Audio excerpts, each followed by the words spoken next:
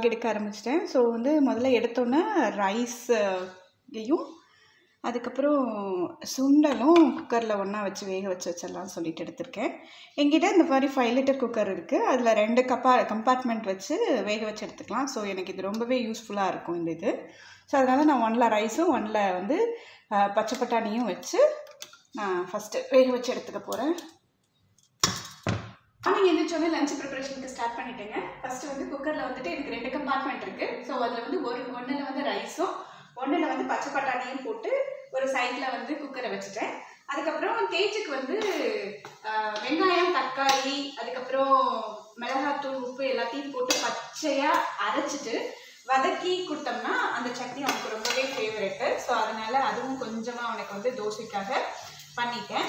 அதுக்கப்புறம் இங்கே வந்து எனக்கு கொஞ்சம் வெண்டைக்காய் போட்டு புளிக்குழம்பு பண்ணலாம் அப்படின்னு சொல்லிட்டு இங்கே ரெடி பண்ணிகிட்ருக்கேன்.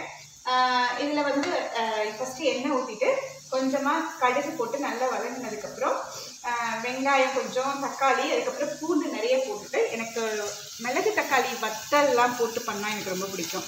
ஸோ அதனால் கொஞ்சமாக மிளகு தக்காளி வத்தலும் போட்டுட்டு இங்கே வந்து வதங்கிறதுக்காக வச்சுருக்கேன். அதுக்கப்புறம் வெங்காய வடகமும் என்கிட்ட இருக்குது. ஸோ இதெல்லாம் போட்டு பண்ணால் எனக்கு ரொம்பவே பிடிக்கும். ஹஸ்பண்ட் ஆக்சுவலி புளிக்குழம்பு பிடிக்கவே பிடிக்காது. எனக்கு தான் எங்கள் வீட்டில் புளிக்குழம்பு ரொம்ப பிடிக்கும். ஸோ அதனால் எனக்கு இன்றைக்கி வந்து வெண்டைக்காய் போட்ட புளிக்குழம்பு, தேஜுக்கும் டேடிக்கும். என்னங்க ஸ்பெஷல் இன்றைக்கி உங்களுக்கு இருக்கும்? சிக்கன் ஃப்ரையா, சிக்கன் குழம்பா? குழம்பு அப்புறம் ஃப்ரை ரெண்டுமேவா?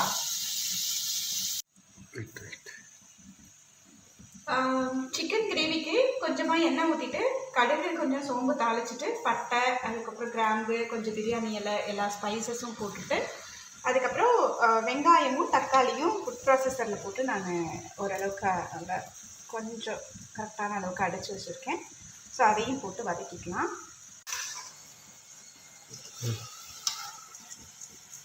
இப்போ வந்து சிக்கனுக்கு வந்து ஃபஸ்ட்டு ஆயில் ஊற்றிட்டு அதுக்கப்புறம் கடுகு போட்டுட்டு சோம்பு தாளித்து விட்டுட்டு வெங்காயமும் தக்காளியும் போட்டு நல்லா வதக்கி விட்டுட்டு வதங்கினதுக்கப்புறம் இஞ்சி பூண்டு பேஸ்ட்டு போட்டுட்டு அதையும் நல்லா வதக்கி விட்டுட்டு இந்த ஸ்டேஜில் என்ன பண்ணியிருக்கேன் அப்படின்னா தேவையான அளவு மிளகாத்தூள், அதுக்கப்புறம் சிக்கன் மசாலா ஒரு 3 ஸ்பூனு, அப்புறம் கொஞ்சமாக மஞ்சள் தூள், தேவையான அளவுக்கு உப்பு, இது எல்லாத்தையும் போட்டு நல்லா வதக்கி விட்டுட்ருக்கேன்.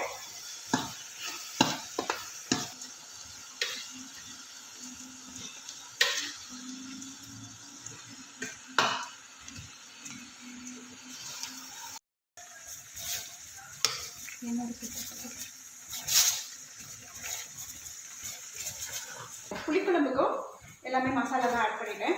வெங்காயம் தக்காளி போட்டுட்டு அதுக்கப்புறம் வெண்டைக்காய் நல்லா வதங்கினதுக்கப்புறம் மிளகாத்தூள், அதுக்கப்புறம் குழம்பு மசால் தூள் ஒரு தேவையான அளவு, அதுக்கப்புறம் உப்பு எல்லாம் போட்டுட்டு மிக்ஸ் பண்ணி விட போகிறேன்.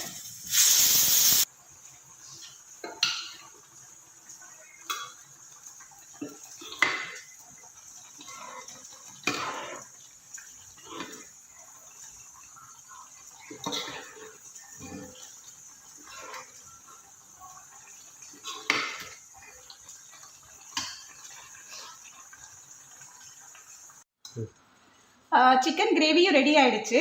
சிக்கன் கிரேவி வந்து இந்த அளவுக்கு கொஞ்சம் திக்காக வச்சதுக்கப்புறம் என்ன பண்ணியிருக்கேன்னா, எங்கடா சிக்கனே காணோன்னு பார்க்காதீங்க, அந்த குழம்புல இருக்க சிக்கனை எல்லாத்தையும் தனியாக எடுத்து வச்சு இதை திருப்பியும் வந்து ட்ரையாக ஃப்ரை பண்ணி கொடுத்தா தேஜுவும் அவங்க டேடியும் நல்லா சாப்பிடுவாங்க. ஸோ சிக்கன் வந்து சாதத்துக்கு கொஞ்சம் குழம்பாகவும் ட்ரை ஃப்ரை பண்ணுறதுக்கு அந்த குழம்புலேருந்தே எடுத்து கொஞ்சம் ட்ரையாகவும் பண்ண போகிறோம். ஃபைனலி குக்கிங் முடிச்சிட்டேன். என்னென்னலாம் செஞ்சுருக்கான்னு பார்ப்போம்.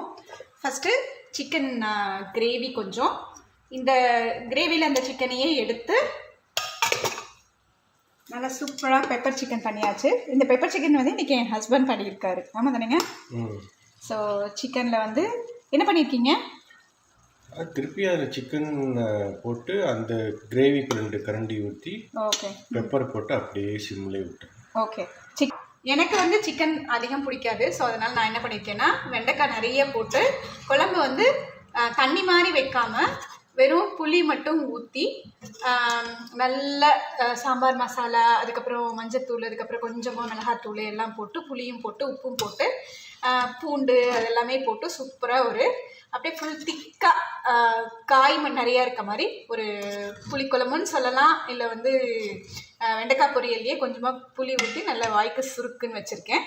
அதுக்கப்புறம் ஈவினிங் சாப்பிட்றதுக்காக கொஞ்சம் சுண்டலும் வச்சுருக்கேன். சுண்டல் கொஞ்சம் நல்லா ஸ்மாஷ் ஆகிடுச்சு.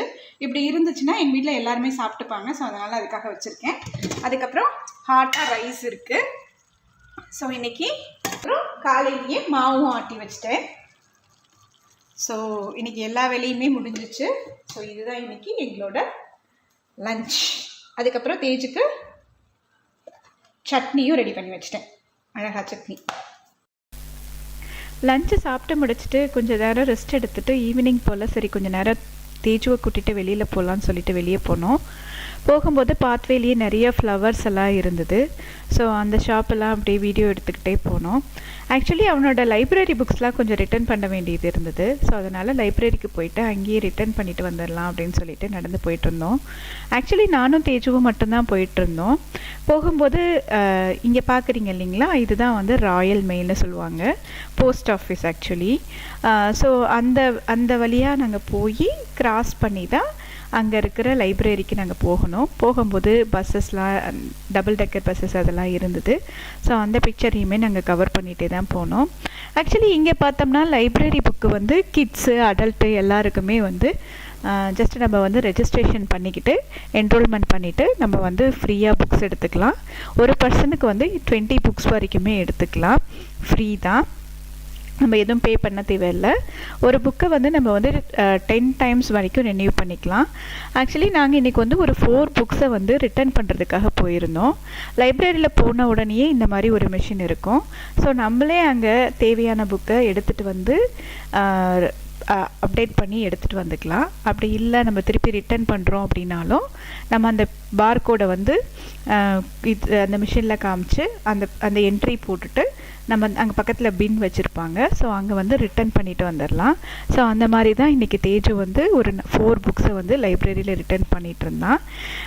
ரிட்டர்ன் பண்ணி முடிச்சுட்டு அப்படியே வந்து கொஞ்சம் நேரம் தேஜுவை ஏதாவது படிக்க வச்சு லைப்ரரியில் கூட்டிகிட்டு வரலாம் அப்படின்னு சொல்லிட்டு தான் கூட்டிகிட்டு போயிருந்தேன். லைப்ரரியில் புக்கை ரிட்டர்ன் பண்ணி முடிச்சுட்டு உள்ளே போய் கொஞ்சம் நேரம் அவனை படிக்க வைக்கலான்னு சொல்லிட்டு நானும் தேஜுவும் கிளம்பி போனோம் உள்ளார. ஆக்சுவலி இங்கே நிறைய புக்ஸ் எல்லாமே இருக்கும். எஜுகேஷனுக்கு தேவையான புக்ஸு, அதுக்கப்புறம் வந்து நிறைய ஸ்டோரி புக்ஸு, கிட்ஸுக்கு தேவையான தனி செக்ஷனு, அதுக்கப்புறம் அடல்ட்டுக்கு தேவையான தனி செக்ஷன் எல்லாமே இருக்கும். அதுக்கப்புறம் அவங்கவுங்க கார்டை வச்சு இந்த மாதிரி டேபும் வந்து 1 hour கிட்ட பாரோ பண்ணிக்கலாம். ஸோ நமக்கு ஒரு லைப்ரரி கோடு பின்னு கொடுத்துருப்பாங்க. ஸோ அந்த பின்னை வந்து நம்ம அதில் என்ட்ரு பண்ணிவிட்டு அதுக்கப்புறம் நம்மளோட பார்கோடை வந்து இங்கே வந்து ஸ்கேன் பண்ணோம் அப்படின்னா நம்ம அந்த இருக்குது பார்த்தீங்களா, அந்த டேபை எடுத்து ஐ திங்க் 30 minutes வரைக்கும் நம்ம யூஸ் பண்ணதுக்கப்புறம் திருப்பி நம்ம அதே பிளேஸில் போய் வச்சோம்னா அது வந்து லாக் ஆகிக்கும். ஸோ அதுக்கப்புறம் இங்கே வந்து சிஸ்டமும் கூடவே இருக்குது. ஒரு பர்சன் வந்து 30 minutes to 40 minutes அந்த மாதிரி யூஸ் பண்ணிக்கலாம். புக்ஸ் வந்து நிறைய புக்ஸ் இருக்குது. ஈவன் நம்மளோட தமிழ் புக்ஸு, லாங்குவேஜஸ் புக்ஸு, அதுக்கப்புறம் ஹிந்தி புக்ஸு, இங்கிலீஷ் புக்ஸு, அந்த மாதிரி நிறைய இருக்குது.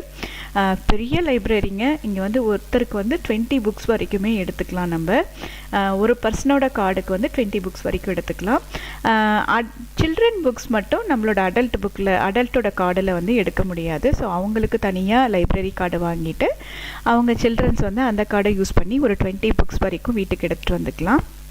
அதுக்கப்புறம் இங்கே வந்து லேப்டாப்ஸு, அதுக்கப்புறம் வந்து சிஸ்டமுமே கூட இருக்கும். சிஸ்டமுமே நம்ம வந்து யூஸ் பண்ணிக்கலாம்.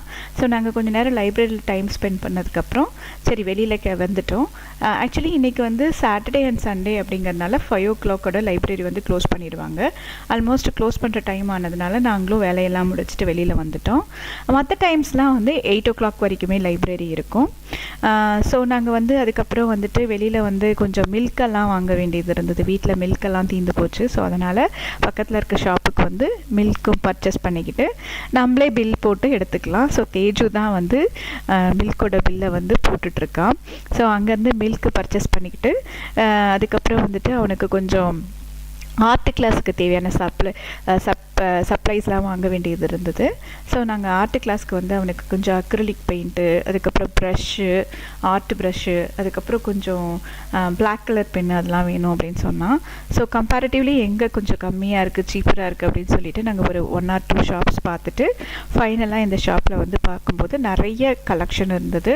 லைக் அக்ரிலிக் பெயிண்ட்லேயே வந்து 20 கலர்ஸ், 24 கலர்ஸ் அப்படின்னு சொல்லிட்டு டிஃப்ரெண்ட் ப்ரைஸஸில் இருந்தது.